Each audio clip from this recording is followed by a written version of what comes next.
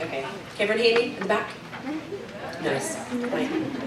Good morning and welcome. Ladies and gentlemen, Madam Mayoress and Mr. Baker, High Sheriff Mr. Bland, love the outfit, and Mrs. Bland, our guest, Miss Orst, our Chairman of the Governors, Colonel Moody, our President, Mr. Timothy Morris, Reverend Foster, Governors, staff, parents and pupils. I'm out of breath already. Right. Thank you for coming today and patiently listening to numerous speeches and poems, helping us celebrate the end of yet another school year. I'd just like to quickly thank the staff, for the prizes. Yeah, thanks for the prizes. I mean, especially the Head Girls one, that's never like, the Head Girls prize, it's so ambiguous, the title is, no one ever knows who it's going to go to. Thanks for laughing. Okay. It's a war and peace, one second. Okay, so I have two speeches in front of me. I'm not going to read both of them, we'll be here till September. And one is the one that Mr. Wright proofread yesterday and approved. And the other one is a slightly amended but perhaps more fun speech. So this is the proofread one.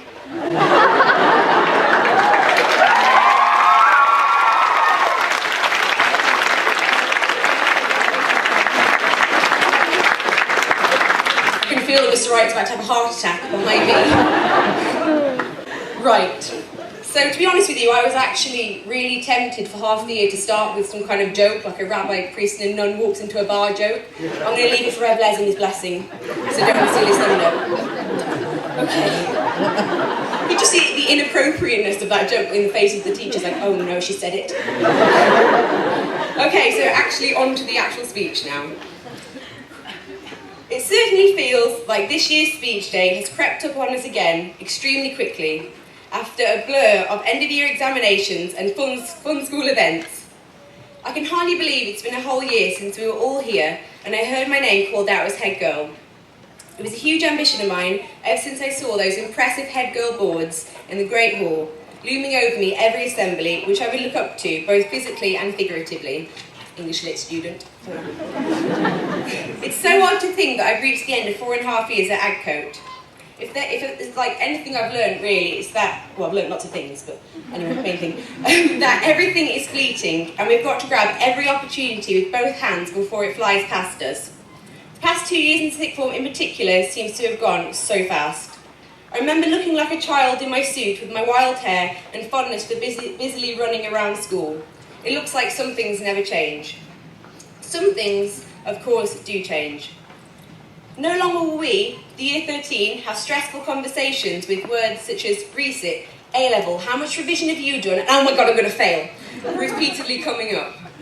I am very excited to start university in September, but I will not forget the wonderful times I've been privileged enough to experience at Adcote, shaping me from the not-so-confident girl who arrived in Year 9 into the young lady you see standing in front of you today.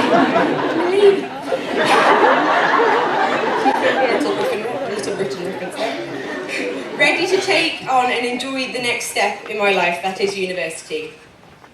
A favourite quote of mine that sums up my feelings on the matter of leaving Adcote is from A.A. Milne, the author of Winnie the Pooh.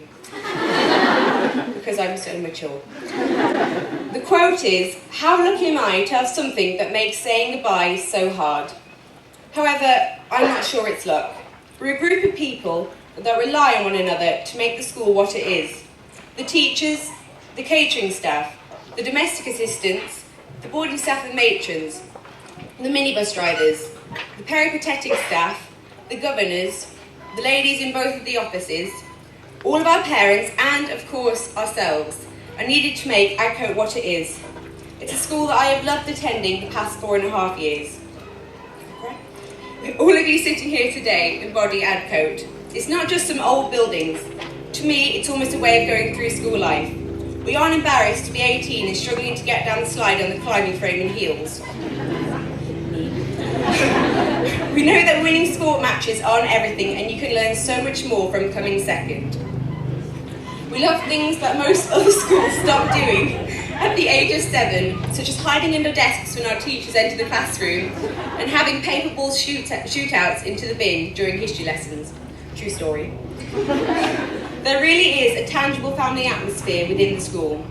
The oldest speak to the youngest and vice versa, with there being the notion that the staff genuinely care about our well-being and are available for us to chat to. We do not all tread the same paths. We are different people with different skills and interests, which is what makes school such an education. I came up with that myself. If there's any piece of advice I could pass on to you, it would be to fully commit yourself to Adcote and to school life, to be enthusiastic, willing, helpful, welcoming, kind and hard-working people who have no qualms in getting stuck in. People that understand that success may not mean you actually succeed, but you at least got up and tried. I think that these are the people who get the most out of school life. At the end of the day, although the fear of failure can be terrifying, if you get up and give something a go, you know you at least have a chance of succeeding. If you don't even try, you will definitely fail. Sorry, it's a serious bit. Okay. Last summer, a year after gaining GCSE results I was immensely proud of, I did not perform as well in my AS exams as I would have liked. I didn't fail. Just going to get that out there. Still did okay, but anyway. I was, of course, very upset by this. I felt that none of the universities I wanted to apply to would offer me a place in their courses. The cons and support of my family, hi Mum, and my new teachers, as well as one particular quote by Winston Churchill, helped me use this stumbling block as a method of motivation for the following months, in which I began my A2s. Churchill wisely said, "Success is not final. Failure is not fatal. It is the courage to continue that counts." This quote was at the back of my mind and my iPhone background as I tried hard in my first term in year 13, both with my uni application and in proving to my teachers that I deserved to have predicted 3 A's and to receive a good reference. It is what happens after the stumbling block that counts. Now, several months down the line after my results, I stand here today with no rejections from the unis I applied to. I'm not showing off, just like making a point. And an unconditional offer from a Russell Group university, which was my first choice, the University of Birmingham. By rising to the challenge, we become much better students and learn we are capable of far more than we ever expected. I, of course, went through the exciting university application process with many of my friends within my year group. I've had a lot of laughs and done a lot of hard work with my classmates. Right, Leoni, Charlotte Hannon, Millie, Yushi, Elizabeth, Emily, Tammy, Jess, Charlotte Price, nearly there, Miriam, Lamy, Zoe, Kiki, Anna Maria, Kitty, Ashley, Marisha and Chelsea. Mentioned you all, got it. Right, we managed to survive our final year of high school with, if not our dignity intact, at least our sanity. There are so many memories that we have shared from over the past few years. One of my year group's best memories would probably have to be the mockumentary of the staff that we put together. One of my proudest moments, I'm still waiting for my letter from BAFTA telling my nomination. Thank you. Several teachers told me that they really enjoyed the mockumentary, which was a surprise, as I thought we were going to get in a load of trouble for it. We've actually made a miniature mockumentary sequel, which over the summer will be uploaded to YouTube so you can see some more impersonations. Some of my personal favourite memories from school were those involving the times we played netball, rounders, hockey, lacrosse, badminton, or anything that required me to run around like an overly competitive and at times aggressive headless chicken. This year, the dedicated Year 13 PE class of around 4 to 5 girls were taught by Miss Davison and Miss Harrison, who I'd like to thank as they helped make PE a fun and energetic escape from A Levels. Miss Davison, despite me impersonating you in our Year 13 mockumentary, rather well if I say so myself, I know that everyone will miss your happy and positive presence around school next year, and the humour with which you tell us that we came second in games matches. Not all the time, just some of them. Right, so the staff and sixth form netball was one match that the staff did not come second in. In a tensely fought and very close match, the staff may have won 7-0. I'm not quite sure, it could have been the other way around, it feels like a blur to me now. I do remember being attacked on the court simultaneously by Mrs Pritchard and Miss Harrison, I'm assuming you, as well as myself accidentally slamming Miss Roberts into the post. Sorry for the bruise. The sixth form also happened to lose the rounders, staff quiz and the bowling against the staff. I'm trying to repress the amount of times this year that the staff have beaten us in competitions, as it genuinely hurts my ego. However, I did beat Miss Hudson and Miss Davison in shot put, so in my eyes that more than makes up for our other losses. Despite the sixth form being shamed on numerous occasions, we always thoroughly enjoyed the events versus staff this year. I want to thank them for being such good sports. Many other memories from my time at Adcote are from the countless minibus journeys I took. I spent at least 5 hours every week on the minibus, making close friendship with awesome girls such as Scarlett, Danny, Claudia, who I sat next to and would always laugh at my immature jokes, Lucy, Izzy, Freya and Miriam. I'd always tell visitors who came to the school that going on the bus is actually really good fun, as well as a great time to quickly do any prep due to first lesson that you may have forgotten to do. Okay. When getting to and from the minibus, myself and my sister Scarlett car shared with Danny Langdale, who along with Scarlett is one of the most diligent people I know, and I want to congratulate her for making Deputy Head Girl because she thoroughly deserves it. I'm certainly going to miss the bus journeys in which we regularly raved and wailed along to free radio. I'd like to thank our bus driver, Aaron, for managing to put up with us. One memory that makes me laugh even now is the time this year that one of my classmates, Elizabeth, was sitting next to me during assembly, during which Mr Wright was announcing who had received the Headmaster's Awards for the week. One of them happened to be for a girl who had done a piece on Anne Frank. As soon as that name was mentioned, I was startled to find Elizabeth had begun clapping next to me, in the belief that Anne Frank is a pupil at Adcote.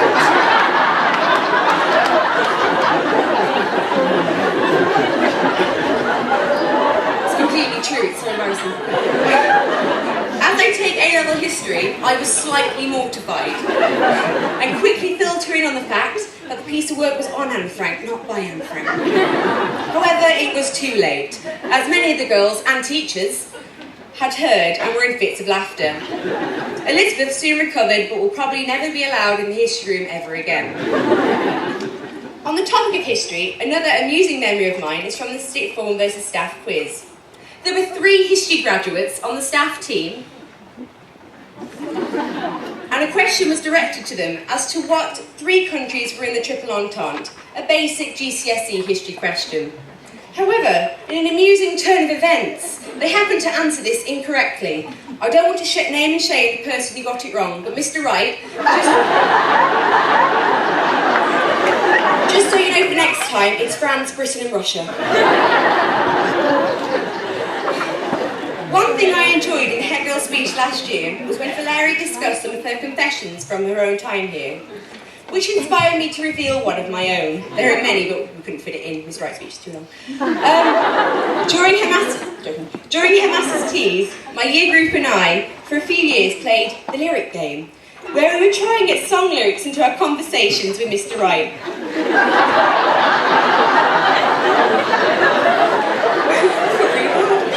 Suffice to say, I don't think he noticed when we asked for the black and yellow tea, which was located on the table in front of someone like you,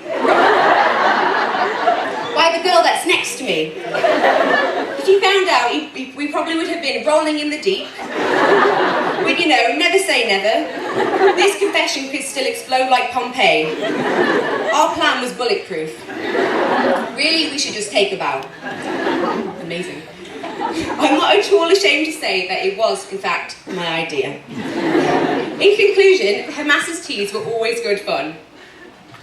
Moving on to more academic matters, inside the classroom I've studied business, history and English literature for the past 2 years. I've learned about the economy, with its booms, recoveries, recessions and depressions, as well as mastering inflation, the base rate and stamp duty, which, funnily enough, I found out this year is actually not a tax on stamps. Miss Pritchard's face when I told her that in September, it was just like, no, she's going to fail. Fingers crossed. In history, I've sailed with the Vikings, conquered the Spanish Armada, and been fascinated by witchcraft and peace treaties. Learning about witch hunting by one other classmate in history, Lammy, popular subject, was so much fun and the most interesting thing I've ever been able to study. Finally, in English literature, I've travelled the moors with Heathcliff and Catherine, fought in the trenches with Siegfried Sassoon, and walked the road with Frost. In my AS year, I was unfortunate enough to walk Cormac McCarthy's road before promptly burning part of that awful book after my exam. My studies at A Level are what inspired me to read history and English literature at university in September. So I must thank some teachers in particular for helping me get to this stage. Mrs. Pritchard, she's there, the lady whose good sense of humour and patience has managed to get us through the UCAS system and our A2 examinations. No mean feat, in addition to taking us for business and economics. Thank you for all the help you gave us this year, as well as keeping me calm about my uni application. You made me laugh in form time and was there if we wanted someone at school to talk to. I'd also like to thank Miss Roberts, over there, for managing to put up with Leoni and I in history this year. When I was applying to university, Miss Roberts' help with my personal statement was invaluable. In history class this year, we would often not so secretly move her desk when she left the classroom, trying to persuade her when she came back that she'd simply gone mad. Such as in our last lesson, when she came into the classroom to find her chair on top of the platform above the door. It's witchcraft. Miss Roberts was always available to answer my many questions, and I want to thank her for the support she gave us during our, at times, rather challenging history course, making classes fun and interesting, whether we were playing highly competitive games of history bingo, or discussing witches and their demonical snatching of body parts. Of course, there are other people I need to thank, and I apologise if I miss anyone out. Please simply heckle if you feel like you deserve a mention. There's one room in the school that I went into every day and was always greeted with a smile. This is the school office, where really nice people such as Nikki, Paula, Lucy Ann, Mrs. Roberts, Bridget, Miss Bothwell and Annie have all been extremely helpful this year, from being a font of knowledge about the school to listening to my rants if the stress of A Levels was getting to me. I'd also like to thank teachers such as Mrs. Cook and Mr. Davis for so nicely giving their time when they were not obliged to. I remember meeting Mr. Davis on my second day at Adcote, and I've been thrown into performing arts ever since, playing roles such as the Mad Hatter and the Ugly Stepsister. I don't know what happened with the casting there, but okay. I don't know if I'd been able to do my BTECs without his encouragement. Other teachers who, although they did not teach me, helped make the school a fun and friendly place to be, such as all the junior staff and Miss Richards, a maths teacher and fellow Telford citizen, who always laughed at my jokes and listened to my ramblings. She also likes jelly babies. I'd like to thank my violin teacher, Mrs. Lawrence, as she has patiently helped get me to grade 8 standard over the 4.5 years she's taught me. Thank you to Mrs. McGee, who's always encouraged my music playing with orchestra and the many Adcote concerts I've performed in, being some of my best memories from school. There are so many other lovely people around school I must thank, such as Paula and the catering team, and Sue and Jazz, the domestic assistants, whose quiet yet important work is what makes the school homely. Although I do not often speak with them, I'd like to thank the governors for their efforts in running the school, as well as important staff members such as Miss Stevenson and Miss Hudson. Miss Stevenson organises all of the school exams and thus has a great impact on us all, for which I cannot thank her enough. Her reliability always made her a great port of call if we ever had worries about our exams. Miss Hudson's support and bubbly nature helped us through school, and it was good to know that she was there if we ever needed her.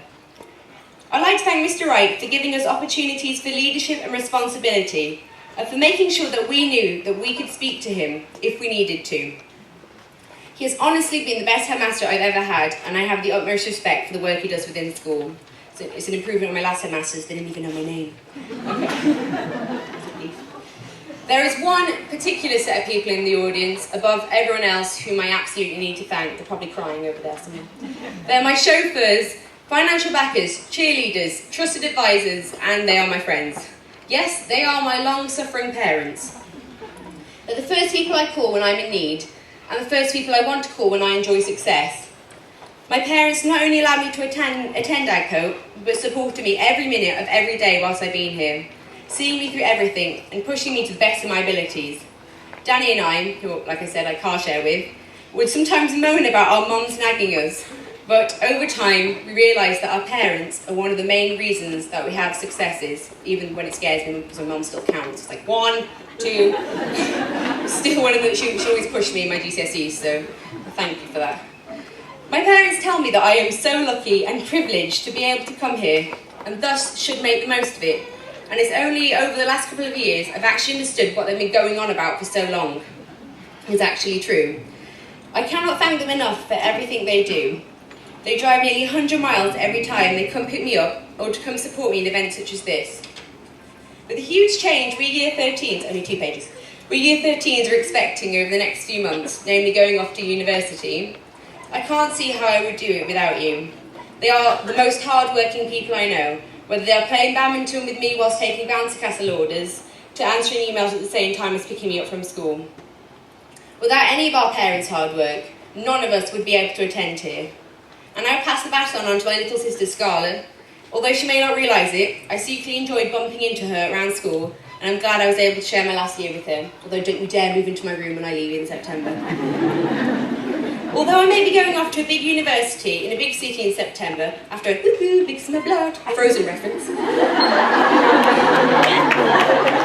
part of me will always have a place here at Adcote, tied by the friendships I've made, the mentors I've had, and the many happy and amusing memories. I therefore strongly encourage you to all make the most of your time here. Do as much as you can, work hard, laugh a lot, and don't drive your parents or teachers too crazy. In the words of Will Smith, start every day as though on purpose. Before I finish my speech, I thought we'd do 3 cheers to see if we can get it any louder than our hymn singing in assemblies. The first cheer is for all of our parents who allow us to attend here. The second is for the teachers and all they do in helping us through school. And the third is for us, the students who collectively this year have done hundreds of hours of homework, thousands of words of coursework, sat through many speeches today, and thoroughly deserve a relaxing summer holiday. However,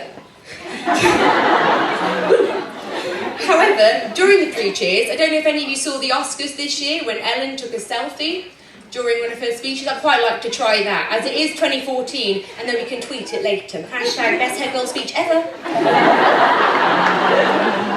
Right. You probably saw him from here. Okay. Right, so when we do the first cheers, I'm going to turn around and then do whatever you want in the picture. It's all good. We'll tweet it. Ready? Hip hip! Hooray! Hip hip! Hooray! Hip hip!